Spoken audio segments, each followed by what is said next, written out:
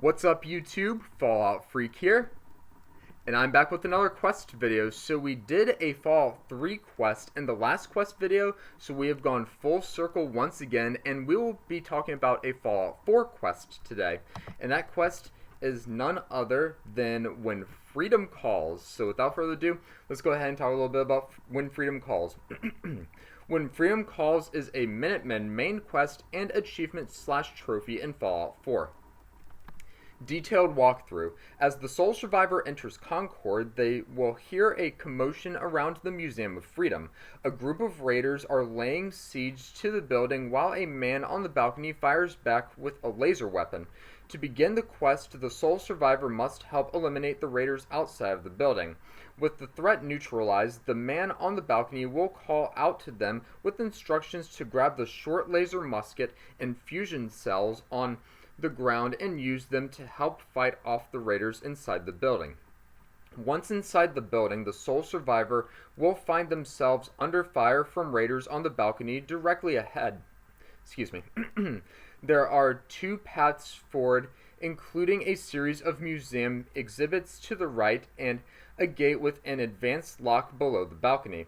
Both pathways lead to the other side of the balcony, where a stairway and a collapsed floor grant access to the second floor and basement respectively.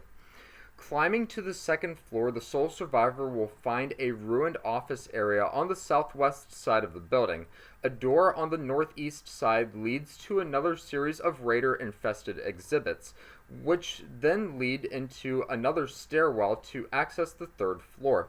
After exiting onto the upper balcony and eliminating the remaining raiders, the man from outside will open the door at the northwest end of the balcony, leading into the building's main office. As the sole survivor enters the office, the man will compliment them on their timing and introduce himself as Preston Garvey of the Commonwealth Minutemen. Be sure to check out my characters video on Preston Garvey as well.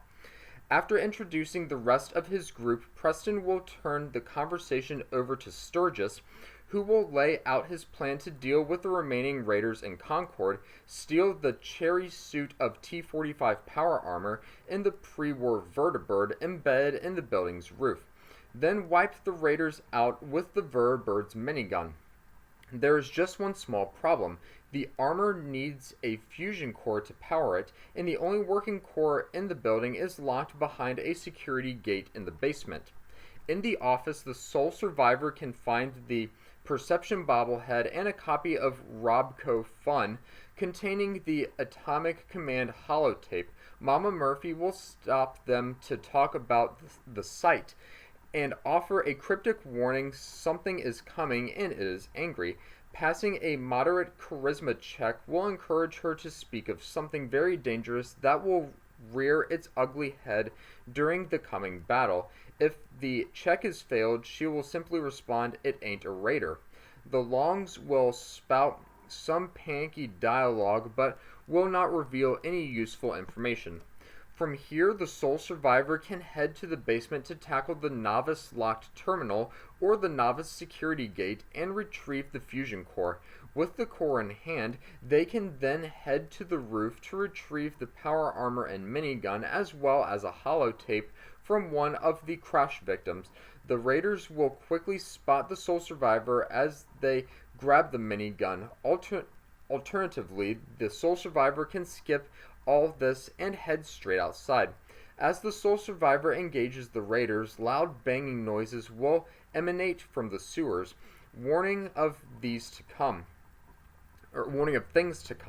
Once enough time has passed, or the sole survivor approaches the end of the main roadway, a Deathclaw will burst out of the sewer and begin attacking everything it sees. The minigun can be used to eliminate these threats while using the nearby buildings for cover. After clearing the area of hostiles, the sole survivor can re-enter the museum to find Preston and his group ready to move out. Preston will be awed at the sole survivor's display and reward him with 100 caps and 50 fusion cells before discussing his intention to move the group to Sanctuary Hills. Mama Murphy will then bring up the sole survivor's destiny, revealing that she can feel their son's energy but does not know exactly where he is. She will suggest to the sole survivor that they head to Diamond City to seek out more information. Be sure to watch my location video on Diamond City as well. Starting the next quest, Jewel of the Commonwealth. After wrapping up the conversation, the group begins traveling to Sanctuary. The sole survivor can travel with them or meet them there later to complete the quest. So that is a little bit, or a lot bit, I don't know, about the When Freedom Calls quest. Now let me pull you up a picture of what it looks like when the quest starts, and let's get to my desktop. Let me expand it first. Now let's get to my desktop. And this is a picture of what the When Freedom Calls quest looks like when it is started. So you see the Vault Boy down there, or your player character, and you see Preston Garvey up here begging for help with the raiders, and yeah, pretty much. And here's a moving version of it, like how everything moves. So yeah, that's pretty cool.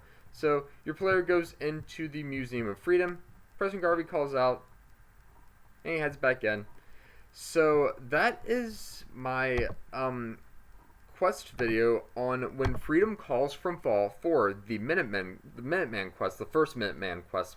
Hit me up in the comment section below, and please let me know what you thought about When Freedom Calls, and what some of your favorite quests are in the Fallout 4 video game. But until my next quest video, you must always remember that war never changes.